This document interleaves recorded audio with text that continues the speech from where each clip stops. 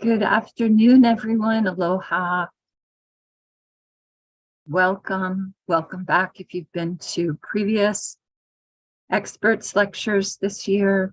My name is Andrea Nandoskar, and I'm the Education Program Manager at Historic Hawaii Foundation. And I want to thank you for joining us today for the fourth lecture in the 36th Annual Experts Historic Preservation Lecture Series. A big mahalo to our event partner, Dr. Ralph Kam, the curator and coordinator of the expert series. Dr. Kam is a lecturer with the Historic Preservation Graduate Certificate Program, American Studies Department at the University of Hawaii at Manoa. HHF is pleased, delighted, really happy to co-sponsor this series. And the theme for anyone new today is historic cemeteries. Just a note, we are recording all of the lectures. They will be available on YouTube, on the HHF YouTube channel and Facebook page. They're being live streamed right now, so you can tell your friends and community if you'd like to tune in right now, and they'll be available afterwards. If you have questions, please type them in the chat. We'll collect them and have time for Q&A at the end of the program. And we will do our best, as always, to address as many as we can. We also will have a brief survey at the end of our program today, and we'd be very grateful if you could take just a couple minutes to pop in your responses and any thoughts you have. We use this information for our program improvement and other things related to Historic Hawaii. For those who may be new to Historic Hawaii Foundation, we're a statewide nonprofit. We help people save historic places. And these are the sites that tell the many layers of history of Hawaii. They tell the stories. We do this through education, advocacy, assistance, and protection of and for historic places. I would now like to warmly welcome Dr. Ralph Kam, who will introduce today's speaker. Thank you so much, Dr. Kam.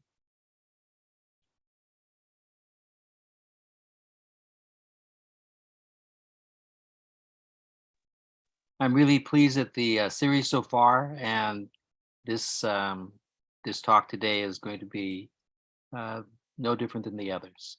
So Deborah Chang is a retired land use planner, and she is currently a part-time beekeeper and fruit grower.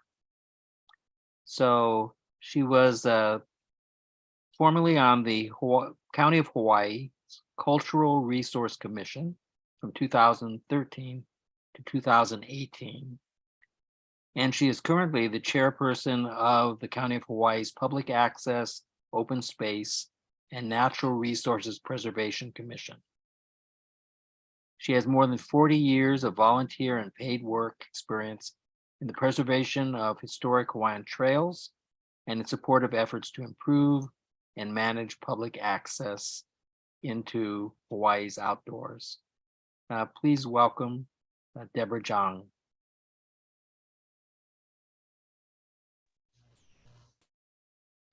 Annyeonghaseyo.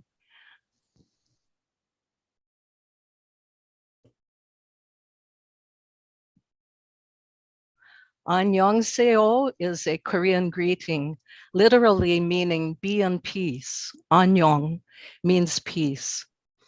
Thank you for choosing to listen to hear about this unusual historic Korean cemetery.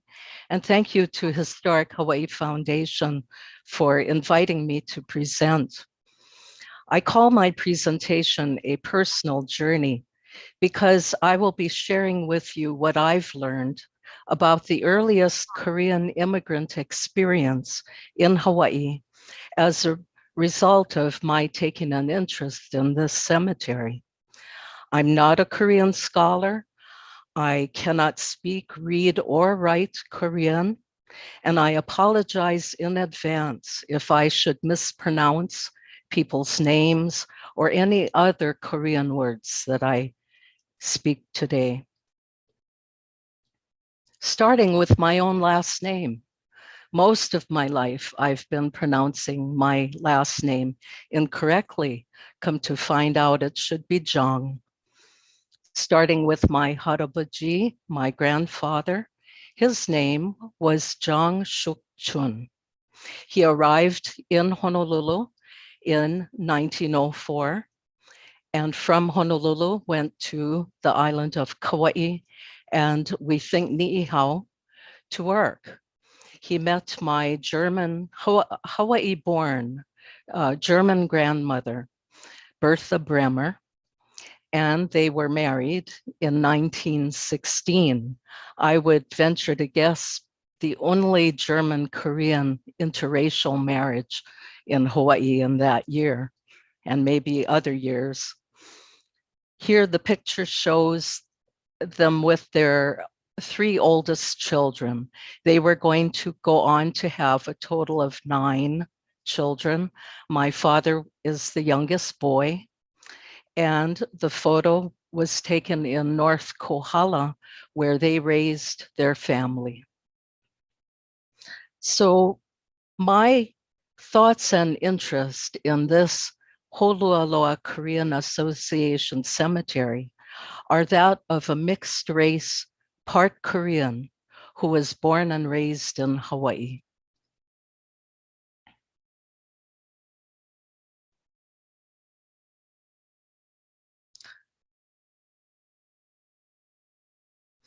I met Seri Luang Finith when I learned of her book, The Paths We Cross, The Lives and Legacies of Koreans on the Big Island.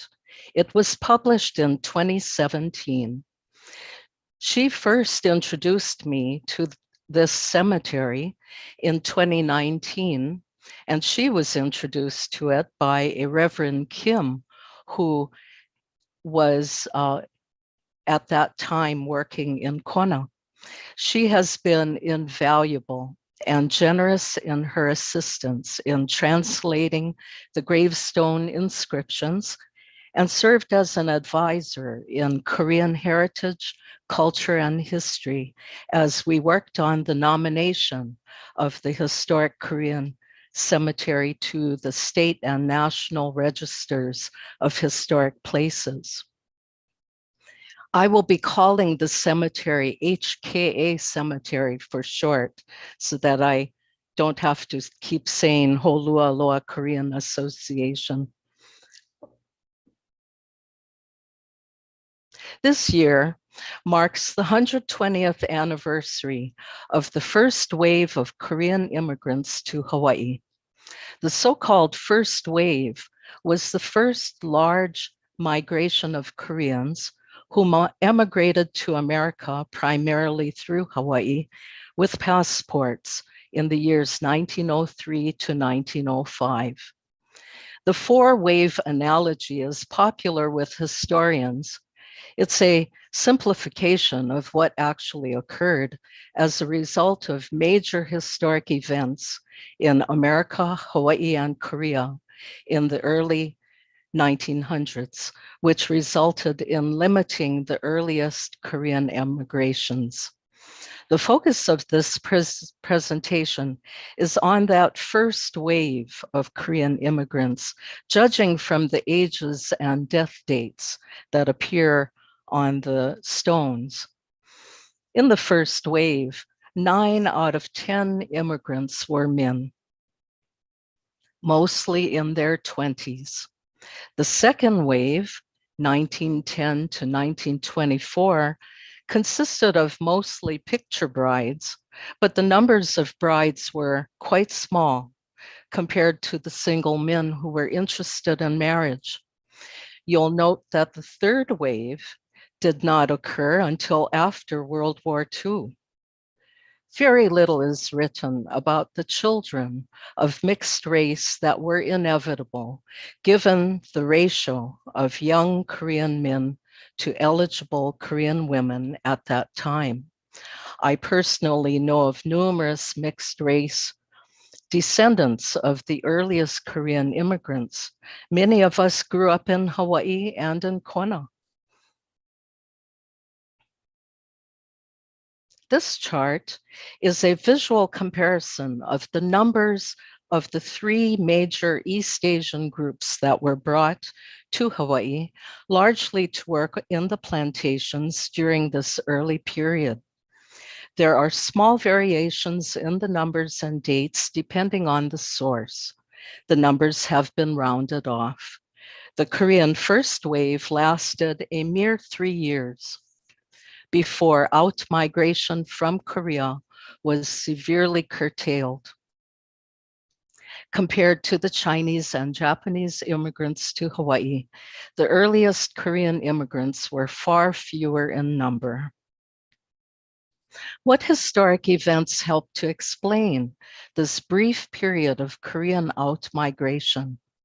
After opening the door to Koreans to work in foreign countries, Korean emigration was cut short in 1905 by Korean Emperor Gojong after he learned of mistreatment of Korean laborers that was occurring primarily on agave farms in Mexico. Beatings and being jailed for not meeting work quotas were among the mistreatments. 2 years later, in 1907, Emperor Gojong was forced to abdicate the throne. The Japanese colonial rule over Korea officially began in 1910 and lasted through the end of World War II. There were also American immigration laws operating to exclude certain East Asian groups and other ethnic groups, and growing resentments in America towards foreign workers and immigrants. All of these realities greatly affected the ability to safely leave and return to Korea in the early 1900s. There's much more history to share, but let's see what the graves themselves tell us. When Seri Luangfinith first introduced me to the cemetery in 2019, this is what it looked like.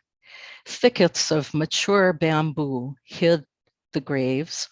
Rotting tree limbs were falling on graves. It was impossible to know how many graves were hidden in the thick vegetation, piles of dead wood, and covered in soil.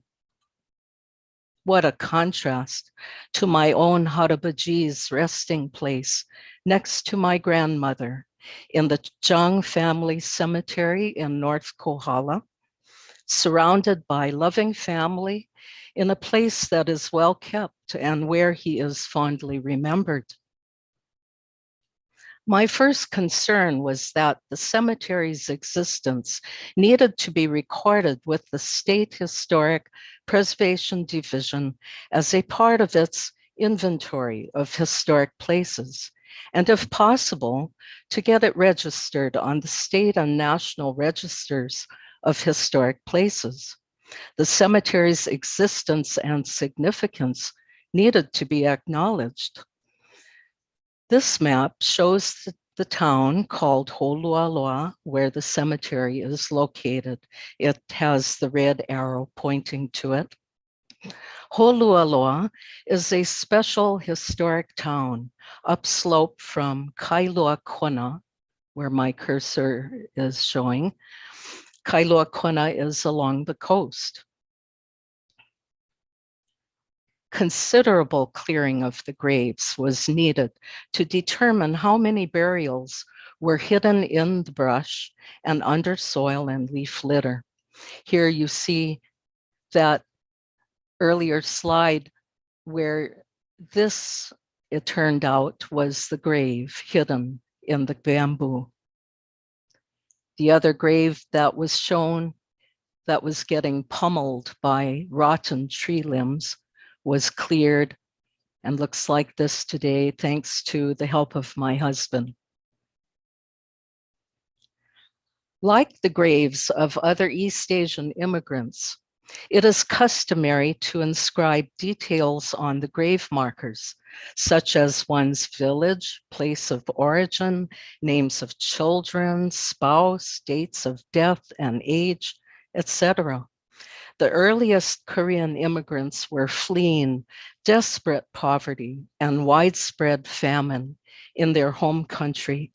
They shared the dream of working hard, saving enough money to return home someday to help their families back home. Sadly, in many ways, the first Korean immigrants found themselves trapped in a foreign land and fearful of returning home.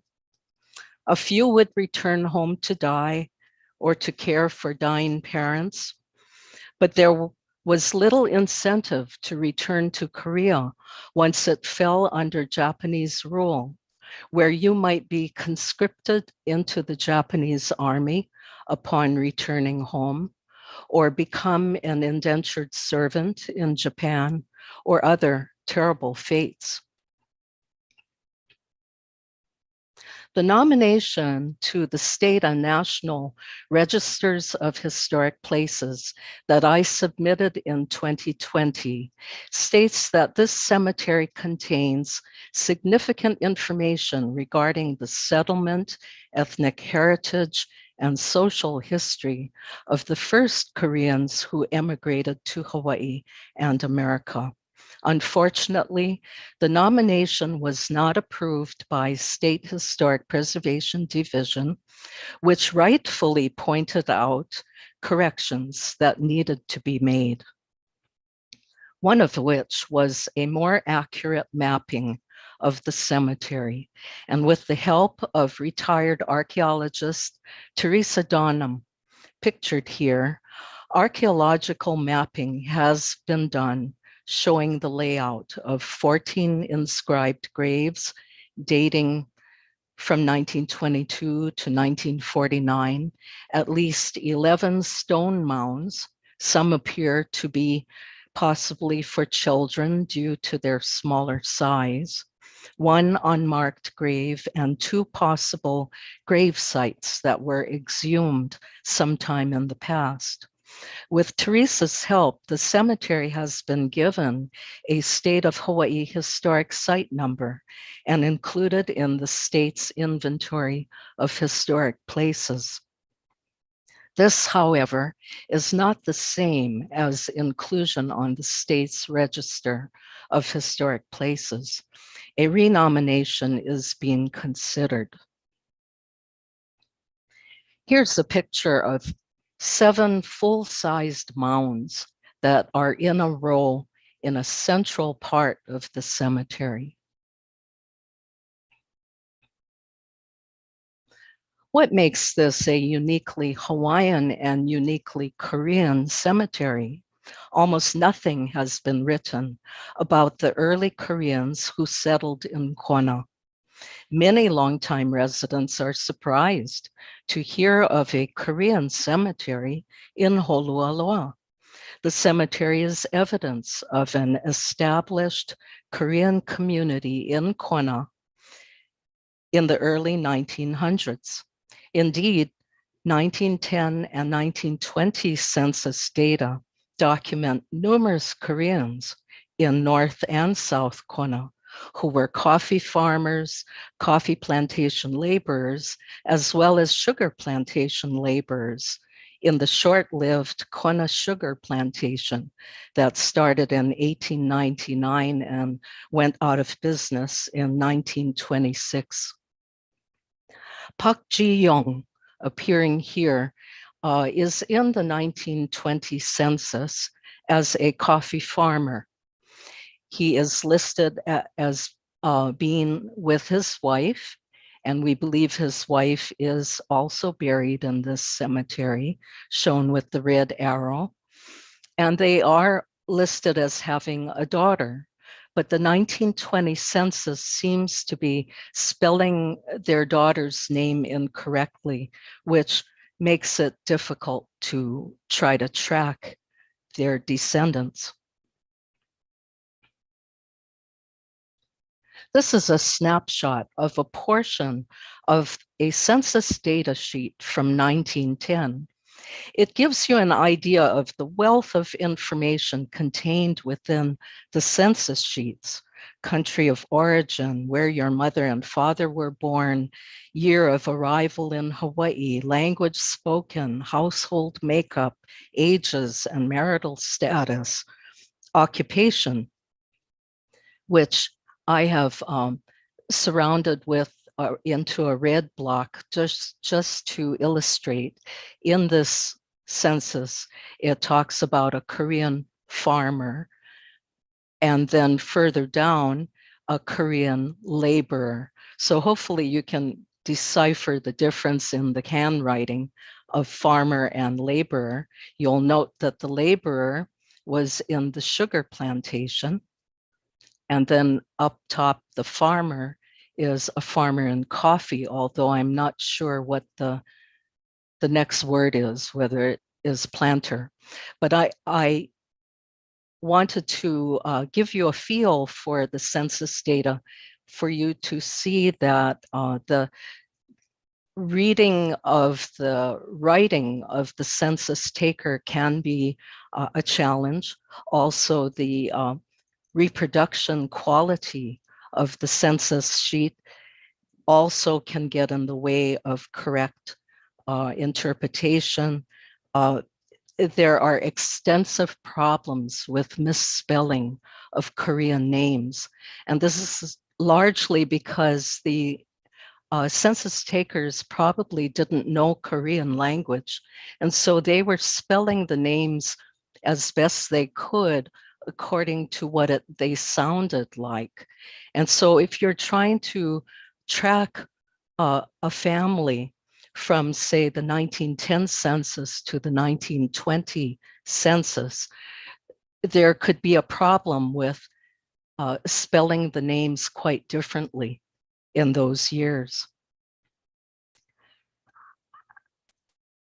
The census data, if you look at it in other parts of the island, some of the unusual jobs that are listed for Korean immigrants include farming of taro and ava, a Parker Ranch hand, a translator of Russian language, a net maker, railroad and road work, meaning engineering and explosive experts, and even something called a wharfinger in Kona.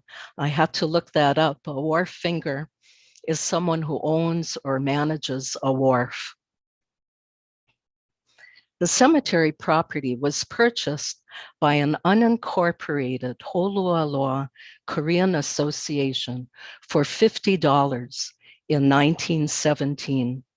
We don't know who the original HKA members were, but know that at least one member was of the Cho family, formerly of Hōlualoa.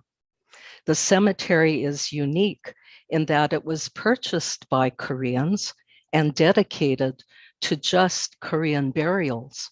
Most marked Korean burials from this early period are found in church and government-owned cemeteries that include other ethnic groups.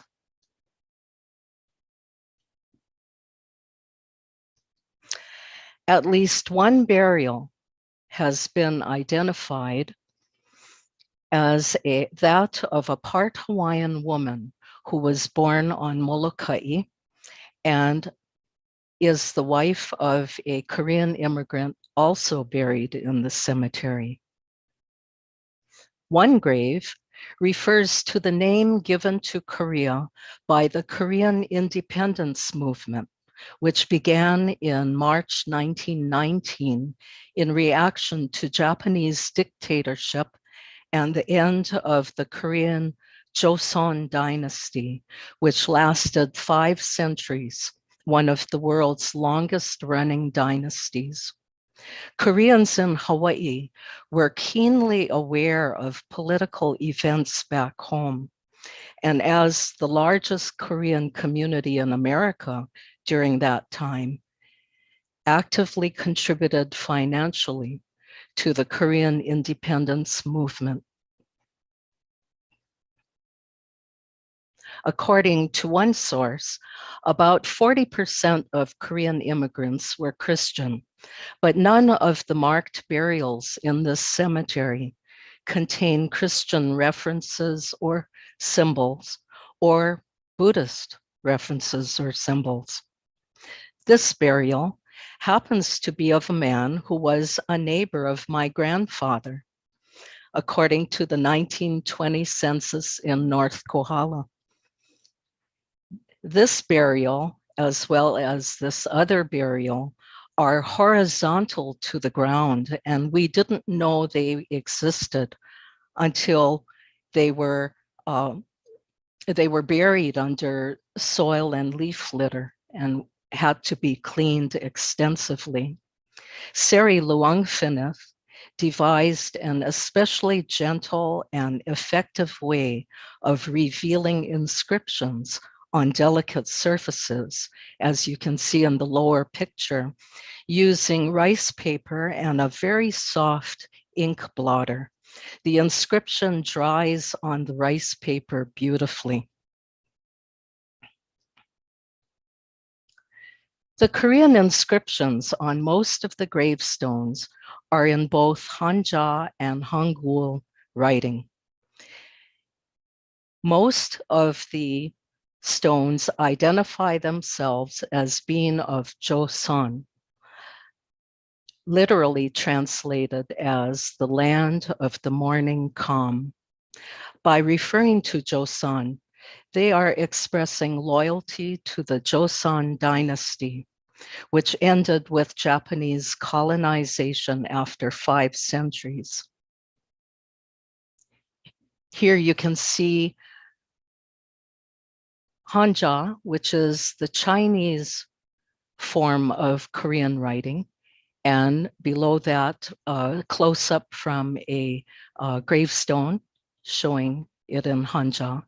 And then this is Hangul, the current national writing system of South Korea. And below that, you see, again, an inscription from a gravestone in Hangul referring to Joseon. Now, King Sejong of the Joseon dynasty is much beloved and highly regarded. He's credited with the development of Hangul, which is a phonetic written language that would someday increase the literacy of all Koreans. In King Sejong's time, literacy for the majority of Koreans was limited to the aristocratic ruling class that could afford many years of formal education to learn Chinese-based Hanja.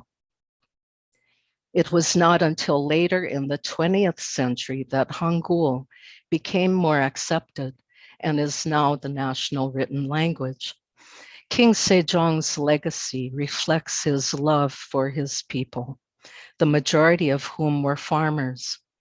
Under his reign, scholars were directed to compile books of knowledge describing farming technologies of the day, as well as medical prescriptions and indigenous medical practices.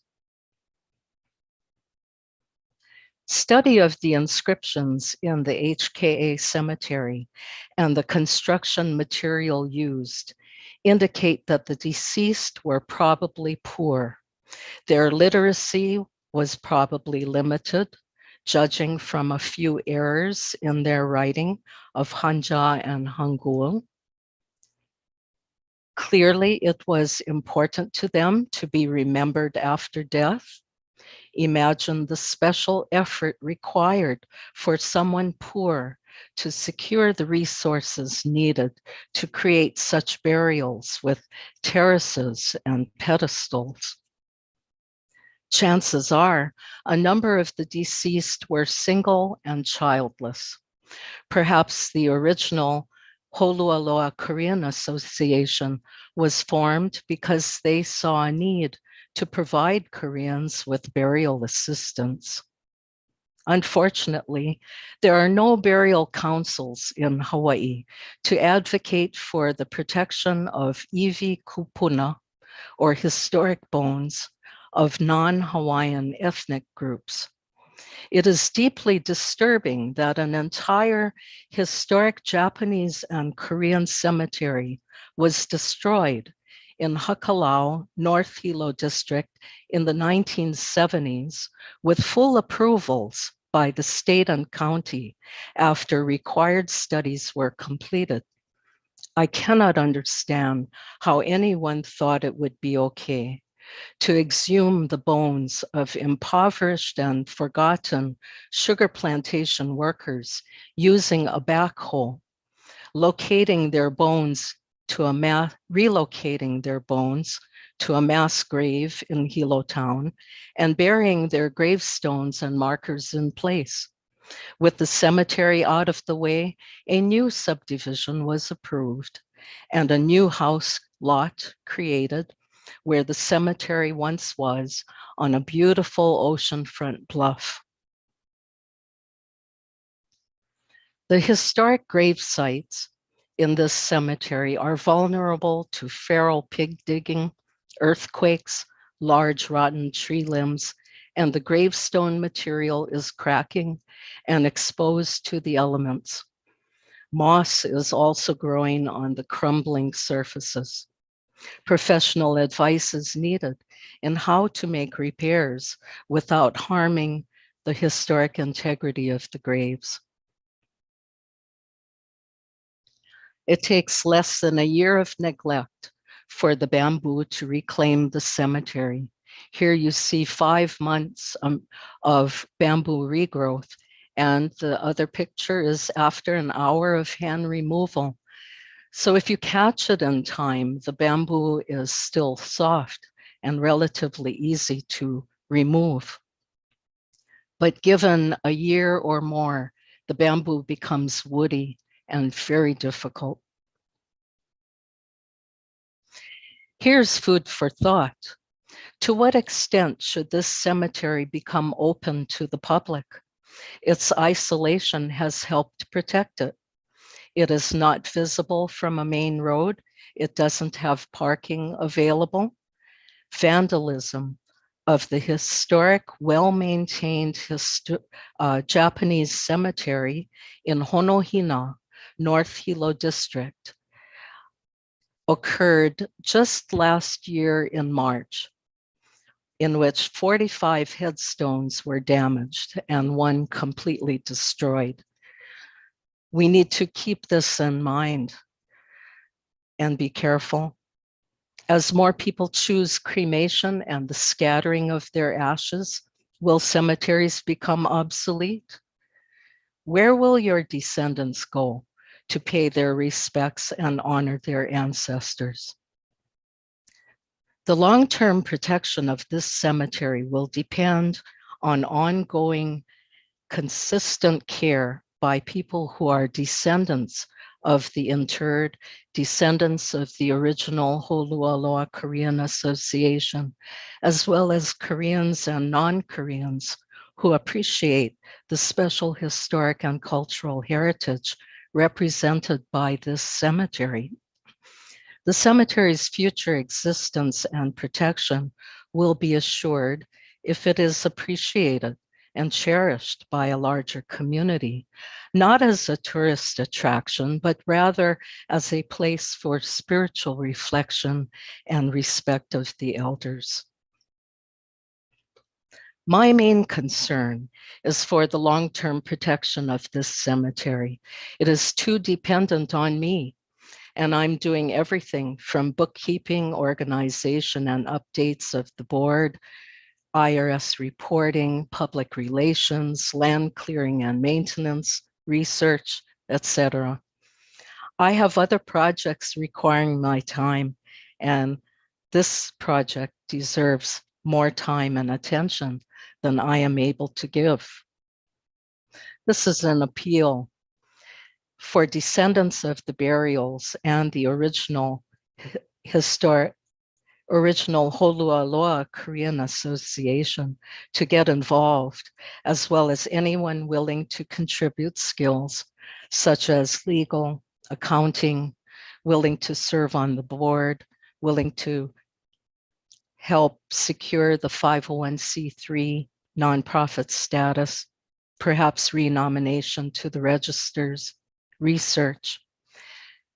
Research is a very rich area for discovery, being able to study and locate more of the census data, marriage and birth certificates, obituaries, burial announcements. There are Korean language newspapers as well. So it would help to have proficiency in Korean language and English. There are many ways to help. Also, an active board is needed to steer the course and make important decisions for the future. My email contact is the best way to reach me, and I'm interested in your ideas. 감사합니다 to Historic Hawaii Foundation for inviting me to share this personal journey with you, and thank you for listening. I will try my best to answer your questions.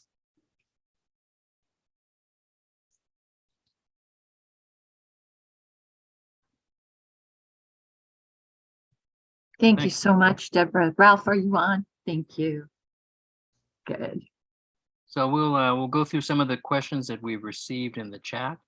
And if anyone has any additional questions, please just send them to the chat and I will read them for our presenter.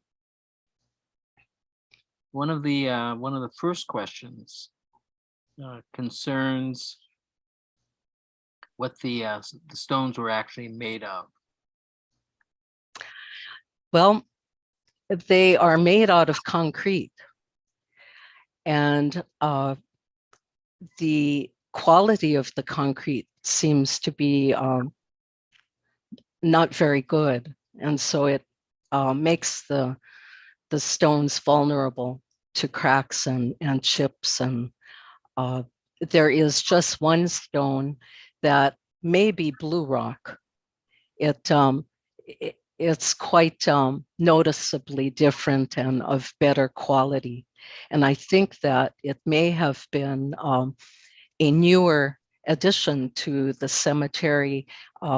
It may have been a replacement of an earlier stone, because that particular stone has the earliest date of 1922. Okay. Who was the original owner of the cemetery property? Now, the original owner, the property was, of course, originally owned by Hawaiians, and a subdivision occurred historically called the Hōlualoa Hui, which went bankrupt, and an extensive court case ensued. And what came of that was a public auction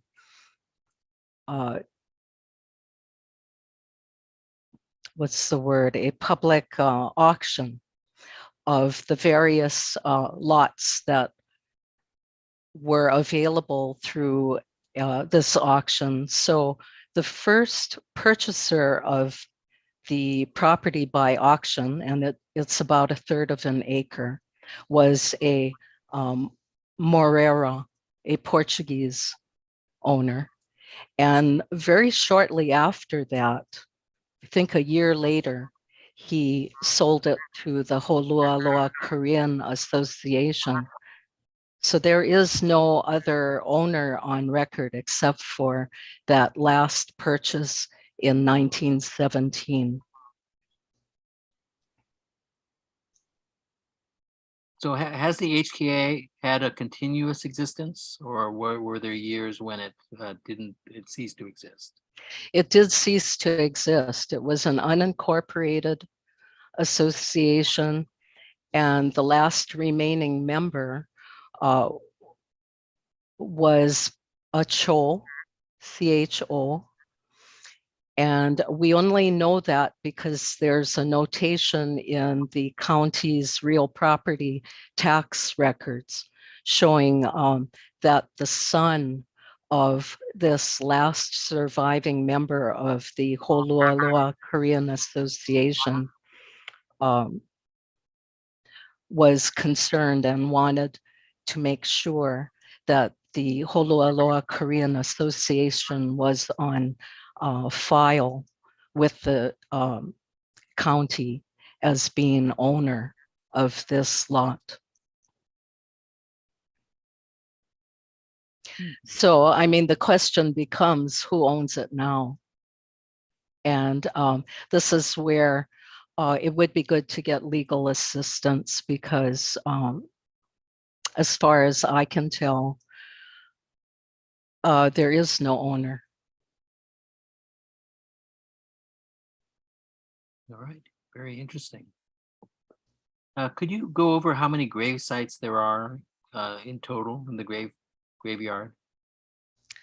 Well, there are 14 that are clearly marked with gravestones. And then there are 11 mounds. So these are very well-shaped mounds of stones that are clearly intended to mark graves. And then there's one that we cannot find any marker for, but it's one of these horizontal concrete slabs that doesn't have any inscription. So we're guessing that there is a grave there. And then there's space for as many as 2 sizable graves, but it looks as though they were exhumed in the past. So there's only the remnants of the concrete, remnants of stones that are not inscribed. So if you were to add that up, would be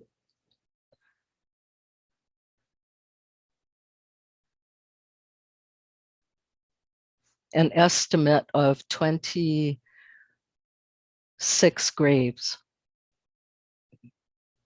Is there any indication from the names as to whether they were men or women? Yes, and there are 2 women only that of the inscribed graves. The rest are all male. And the women are wives of men that are also buried in the cemetery. But the death dates for the wives is quite different from their husbands. And so that may be why the location of their graves is not right next to their husbands.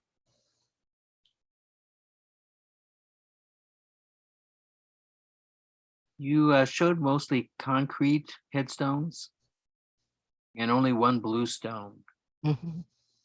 Blue stone might indicate a pooling of resources to purchase a stone. How many blue stones are there? Only 1. And it would be just great if we could locate descendants of that one. That's the one that I mentioned earlier, is the only one that refers to the Korean independence movement.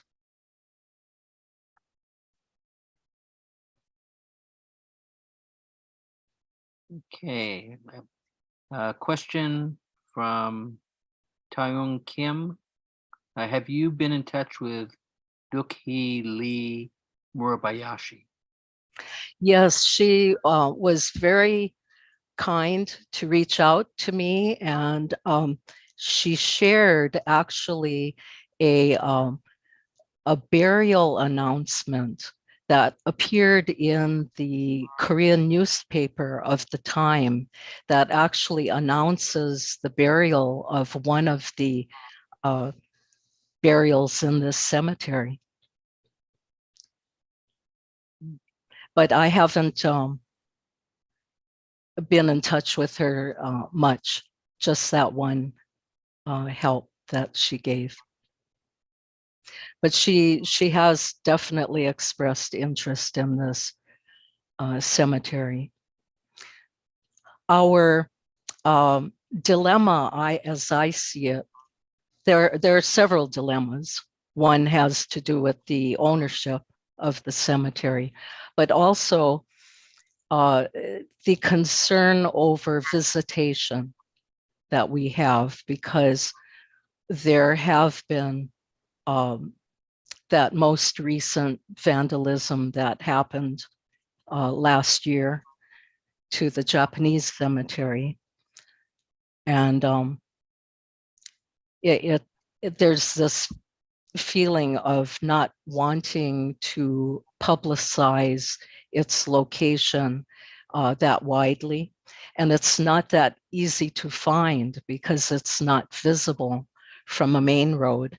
And as I mentioned in the presentation, there's no parking, and it requires a little walk. And a lot of people don't know how to get to it unless someone actually shows them the way. Joel Bradshaw has shared a lot of interesting comments. One wasn't Lynette Hoffmeister, who married James S. Burns, that was the son of Governor Burns, of Korean-German descent? Oh, I don't know. I would be so interested in meeting more Korean-German descendants of Korean-German mixtures. I suspect it's rather rare. He also had a comment, the names on the Korean tombstones all seem to be headed with the Chinese character or Korean syllable, go, meaning former.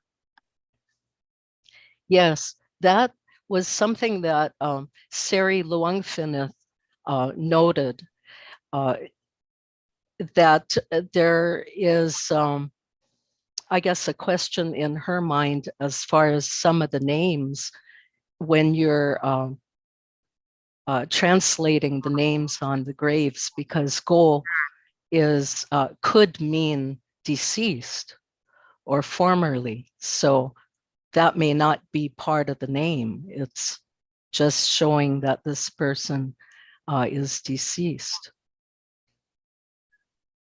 But again, it would be just wonderful to have the expertise of someone who is able to translate the Korean language, since I cannot. Joel also had a comment on the grave of Yoon Gye-sang's name is preceded by go and followed by the character for grave.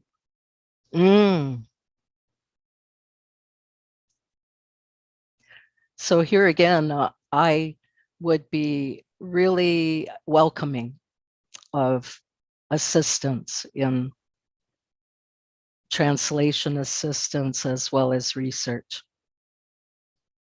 But there's also this question of what is the future of this graveyard, and what would be the best way to ensure its sustainability, being able to have a more active board that can help steer the course and help with important decisions for the future of this graveyard. All of that is really quite wide open.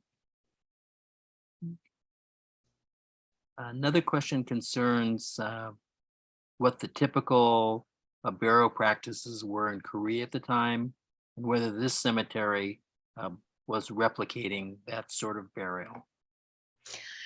That question has come up in the past. I think that the use of terracing and mounds is an approximation of what you can do that is done in Korea in burials. However, you have to remember that Kona is primarily lava rock.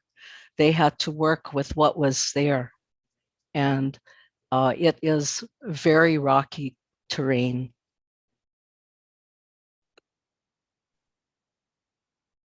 As we learned in the presentation by Laura Ruby, the graves are positioned in a certain direction for the Japanese graveyard. Were the graves in this graveyard positioned in any certain direction? They're all facing the same direction, and that would be facing the ocean with their backs to the mountains. And I wouldn't be able to say whether that has cultural significance. Laura Ruby also had a question. Is there a plaque or marker indicating the cemetery entrance? There isn't, and a big part of that is concern over vandalism. It is a pretty isolated spot. And so if you were to want to go in there and do some damage, you could probably do it without being seen. And offers have been made for a bronze marker. And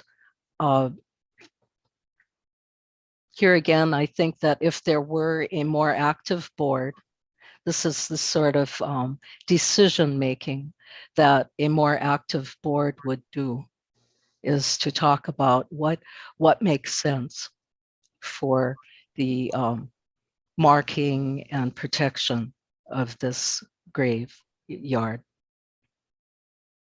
Deborah, can you stop your screen share while Ralph is collecting the next question so we can see the two of you?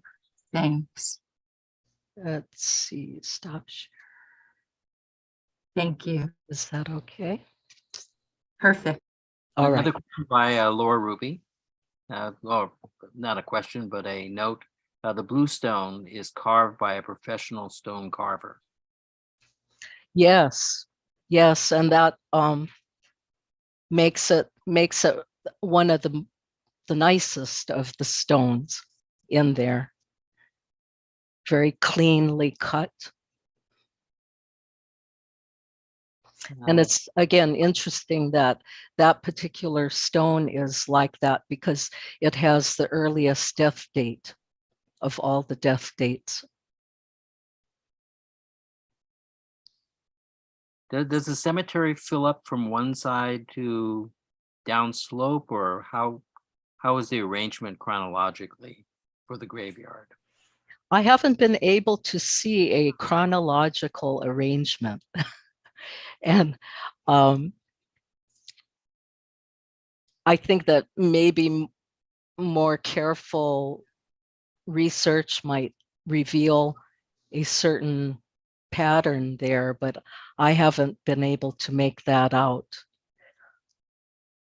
Were there record books by the association that you? Not that we've found. We don't know what their purposes were. And there's very little information that we've found. The Cho family, we've tried to locate any descendants of the Cho family. And I did try to reach out to one, which I know this person is descended of one of the Chos, and he never responded back. And I know that he has a sister and a brother who live in California, but I'm not able to determine the mailing address. So I haven't been able to reach them either.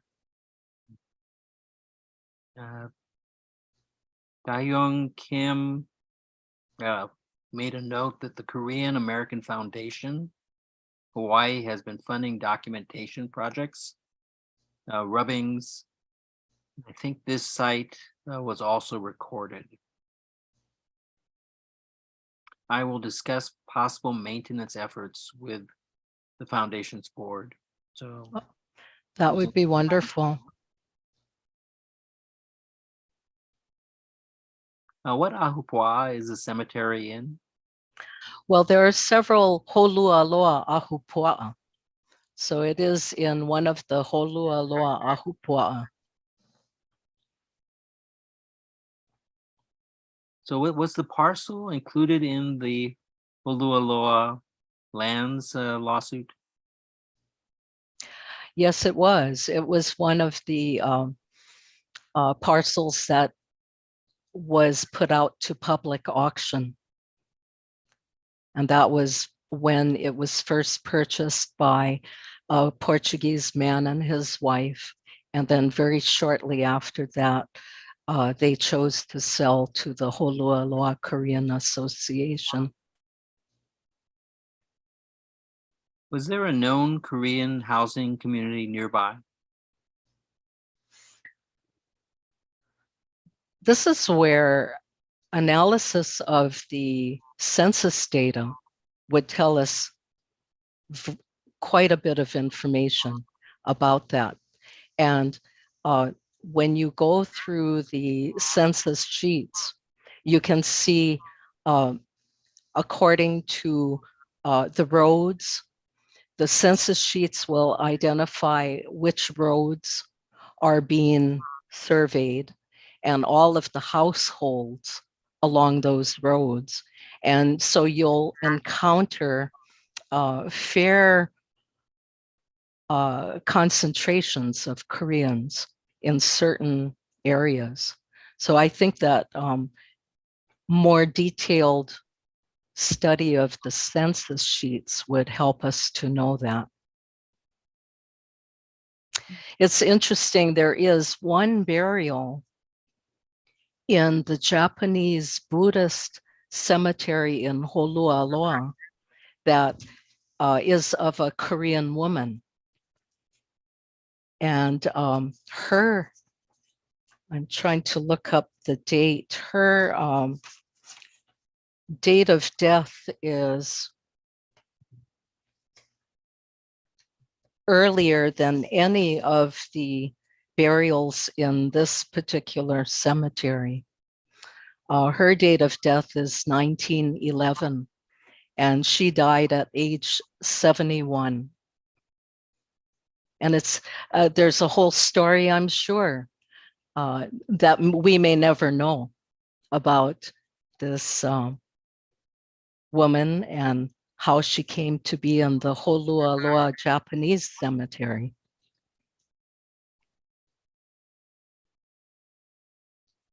Okay.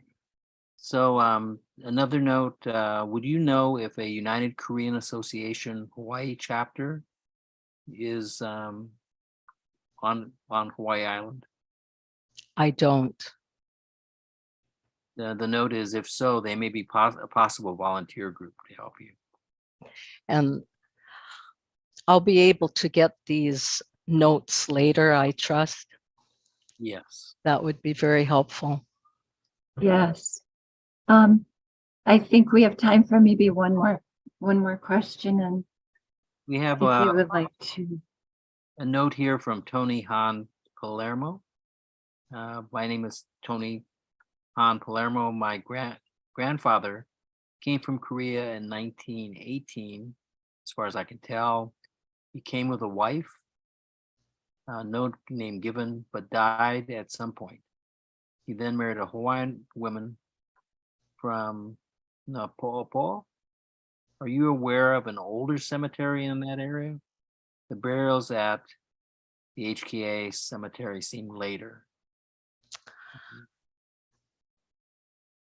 the possibility of there being earlier burials that are unmarked is very much a possibility.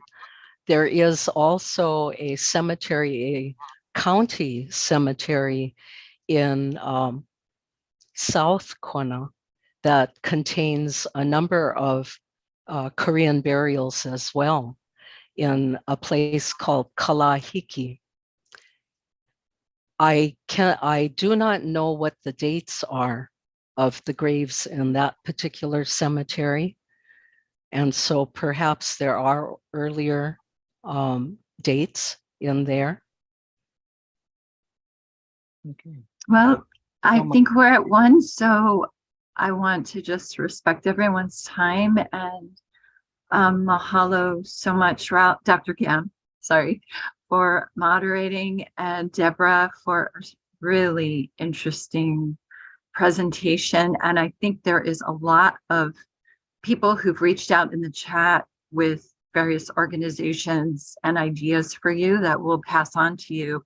So hopefully this will be helpful in your pursuit of the various needs that you have to maintain and research, and hopefully nominate, do the additional work that needs to be done to renominate the cemetery to the historic registers. Thank you so much. It's totally our pleasure, and really want to thank everyone for being so engaged today and in the series so far. You know, your participation is really important, and it's really helpful for protection of these sites. I want to thank you for joining us and hope that you enjoyed it, the presentation today. I want to thank also my colleague, Michelle Kisik, who has been providing technical support. We are continuing the series next week. We have 2 more programs left. Next week on February 23rd at noon will be DeSoto Brown's presentation on the Arizona Memorial and the Unknowns at the National Memorial Cemetery of the Pacific at Pearl Harbor on Oahu. If you haven't yet registered, please go to the event page, scroll down, and you can register. And then if you would like to find out more about Historic Hawaii, go to our website, historichawaii.org. You can sign up for the e-newsletter. And then just a reminder to please take the survey. When you log off, it should pop right up. And please consider supporting our work. We are the only statewide nonprofit dedicated to historic preservation, and we want to give platforms to all the wonderful groups and individuals doing this work throughout the state so that we can all get together and preserve these important places. So with that, ahui ho, mahalo nui loa to our presenter, to Dr. Ralph Kim, our curator, and to my colleague and everyone who joined us. Hope to see you next week.